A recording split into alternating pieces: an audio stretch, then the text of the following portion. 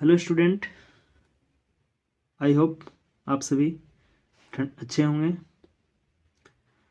आज हम लेकर आए हैं ट्रायंगल, जो मैथ्स का बहुत ही इम्पोर्टेंट टॉपिक है। इसमें हम कवर करेंगे definition of triangle and it's type. तो सबसे पहले हम बात करते हैं ट्रायंगल होता क्या है। तो a triangle is a simple closed figure which is bounded by 3 line segment. तो सबसे पहले अगर हम बात करें एक ट्रायंगल, यहाँ पे देख रहे हैं एक triangle which is closed curve होना चाहिए। क्या होना चाहिए? क्लोज कर्व क्या होता है? जो बंद आकृति होती है, जो कहीं से खुला नहीं होता, जहां से स्टार्ट होता है वहीं से बंद होता है। दैट मीन्स ये आपके जो दिखाया जा रहा है ये एक त्रिभुज है जिसमें ए बी सी 3 भुजाओं से घिरे हुए क्षेत्र को त्रिभुज कहा जाता है। क्या कहा जाता है? त्रिभुज। इसमें हम जानेंगे कि इसमें वर्टेक्स क्या होता है, साइड क्या होते हैं, और एंगल क्या होता है एंगल। तो एक ट्रायंगल में 3 वर्टेक्स होते हैं। कितने वर्टेक्स होते हैं? 3। कौन कौन? ए बी और सी। ओके। उसके बाद साइड, तो इसमें साइड अगर हम बात करें तो इसमें 3 साइड हैं, ए बी, बी सी और सी ए। कौन कौन? ए बी, बी सी और सी ए। ओके। एक ट्रायंगल में 3 एंगल होते हैं। कितने एंगल होते हैं? 3। 1, 2 और 3। एंगल ए, एंगल बी और एंगल सी। तो आप सब आई होप क्लियर होंगे।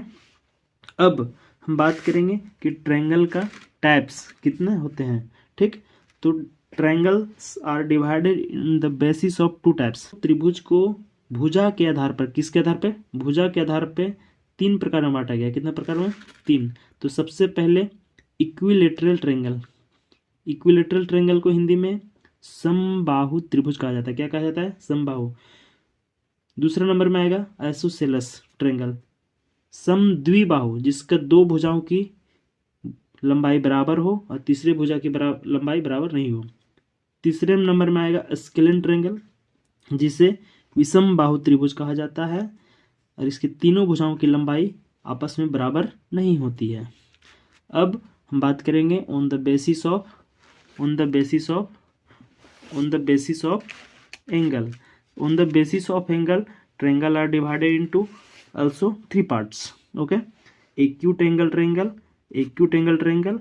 right angle triangle, obtuse angle triangle। तीनों ट्रायंगल के बारे में जितने यहाँ बताए, 3 साइड के आधार पर और 3 भुजा के एंगल के आधार पर, टोटल 6 टाइप्स। मतलब त्रिभुज के कितने टाइप्स हुए? टोटल 6। अब हम एक एक करके सभी पार्ट्स का डिटेल एक्सप्लेन करेंगे। क्या करेंगे? डिटेल एक्सप्लेन करेंगे। तो सबसे पहले हम लोग देखेंगे इक्विलेटरल ट्रायंगल। इक्विलेटरल ट्रायंगल होता क्या है? तो इक्विलेटरल ट्रायंगल यहाँ पे ड्रॉ किया गया है, जिसका हम नेमिंग कर देते हैं। तो सबसे पहले a triangle in which all side are equal in length. That means ये ट्रायंगल जिसके तीनों भुजाओं की लंबाई आपस में बराबर हो। क्या हो? बराबर हो। आपस में क्या हो? बराबर। यहाँ पे मैंने दिखाया है कि जो भुजा की लंबाई है वो क्या है? बराबर है, आपस में बराबर है।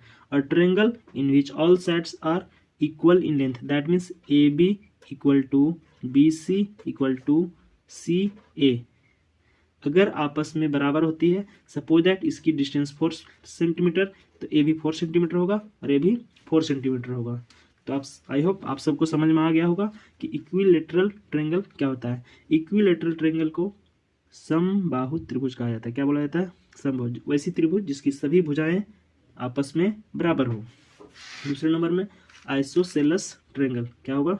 Isosceles triangle, a triangle in which 2 sides are equal in length and third side are unequal in length। वैसी त्रिभुज जिसकी 2 भुजाएं आपस में लंबाई में बराबर हो तथा तीसरी भुजा की लंबाई बराबर नहीं हो। सपोज दैट ये हमारा ए बी सी ट्रायंगल है। तो इस ट्रायंगल में ए बी और ए सी की लंबाई सेम है। देखने में पता चल रहा है कि दोनों की लंबाई क्या है, सेम है। बट बी सी आपका कम है, बी सी की लंबाई कम है, मतलब इस दोनों के बराबर नहीं है। तो a triangle in which two sides are equal and third side are unequal, that means A B बराबर A C and B C does not equal to, B C बराबर नहीं है। समझ में आया? अगर यहाँ पे लंबाई अलग है तो उतना ही लंबाई ये होगा, लेकिन ए बी सी की लंबाई उतना नहीं होगी। ठीक, अब हम बात करेंगे थर्ड नंबर में स्केलेन ट्रायंगल। क्या बात करेंगे? स्केलेन। तो स्केलेन ट्रायंगल क्या होता है? स्केलेन ट्रायंगल को हिंदी में विषम बाहु त्रिभुज क्या बोला जाता है? विषम बाहु त्रिभुज। A triangle in which all three sides are unequal in length.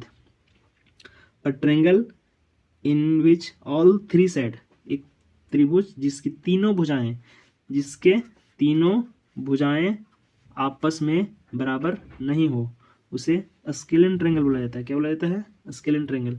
देखिए यहाँ पे बात करेंगे इस त्रिभुज में, तो इसकी लंबाई अगर 4 सेंटीमीटर है, ऑब्वियस इसकी साइज लेंथ की बड़ी दिख रही है 5, इसकी 7। ओके, तो यहाँ से बात करेंगे तो P Q does not equal to Q R does not equal to P R, मतलब कि यहाँ पे तीनों साइड आपस में बराबर नहीं है, एक भी साइड आपस में बराबर नहीं है, तो इसे विषम बाहु त्रिभुज कहा जा सकता है। क्या कहा जा सकता है? विषम बाहु त्रिभुज। उसके बाद सबसे पहले अब ट्रायंगल को एंगल के आधार पर डिवाइड किया गया है।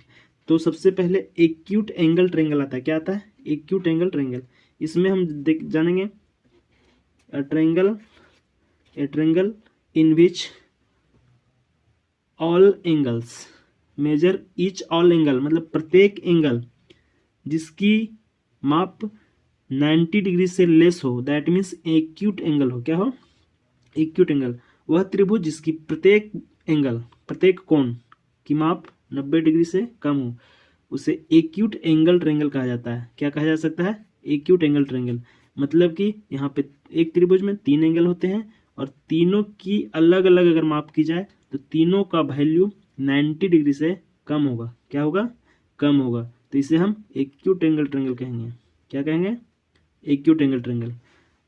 यहाँ पे अगर बात की जाए तो सभी एंगल का वैल्यू 90 डिग्री से कम हो।